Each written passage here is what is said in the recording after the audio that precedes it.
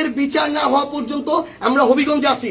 যদি পারে আমাদেরকে মেরে ফেলবে, এখান থেকে প্রয়োজনে আমাদের লাশ যাবে, কিন্তু এর বিচার, এর জবাব তারেক রহমানকে দিতে হবে। কারো হাত ভেঙে গেছে, কারো মাথা ফেটে গেছে, ক্যামেরা, ফোন সব ওই জিকে গৌসের ছাত্রদল যুবদলের সন্ত্রাসী বাহিনী সব নিয়ে গেছে। এবং আমাদের একজন ভাইয়ের চোখে রড দিয়ে যখন গুতা মারছে, আরেকজনের মুখে রড দিয়ে বাড়ি মারছে। এই ভাইদেরকে এবং উনি আমার জেলা সেক্রেটারি এনসিপির, উনি একজন ভাইকে বাঁচাইতে গিয়ে রড দিয়ে উনার এই কনুই ভেঙে শেষ করে দেওয়া হয়েছে।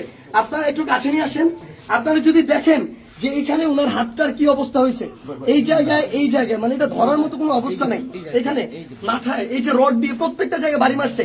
আমরা যখন আমাদের এই আহত 7-8 জন ভাইকে নিয়ে সদর হাসপাতালের দিকে যাইতেছিলাম তাদের চিকিৎসার জন্য, তখন সদর হাসপাতালের সামনে ওই 24শে জুলাইয়ের সময় যেমন খুনি বাহিনী যেভাবে আক্রমণ করছিল হাসপাতালের গেটে, ঢাকা মেডিকেলের গেটে, ওইভাবে আমাদেরকে খুনি বাহিনী এইখানে ছাত্রদল যুবদলের সন্ত্রাসী ক্যাডাররা, জিকে গাউসের ক্যাডাররা, তারা আমাদেরকে আক্রমণ করে হাসপাতালে পর্যন্ত ঢুকতে দেয় নাই। এখন আমি যখন আমার ভাইদের নিয়ে যাচ্ছিলাম, তারা আমার হাতে পর্যন্ত রড দিয়ে বাড়ি মারছে, ইট মারা শুরু করে, এরপরে রড থেকে শুরু করে যত ধরনের তাদের লাঠি, সোটা, এগুলো তারা মারা শুরু করে।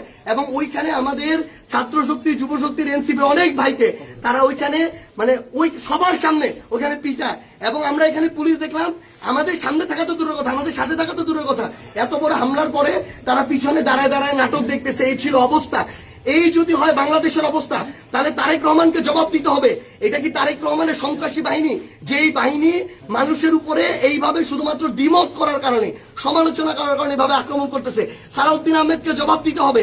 তারা কি এই জিকে গাউসদেরকে এই সন্ত্রাসী কার্যক্রমের টিকাদারি দিয়ে রাখছে কিনা?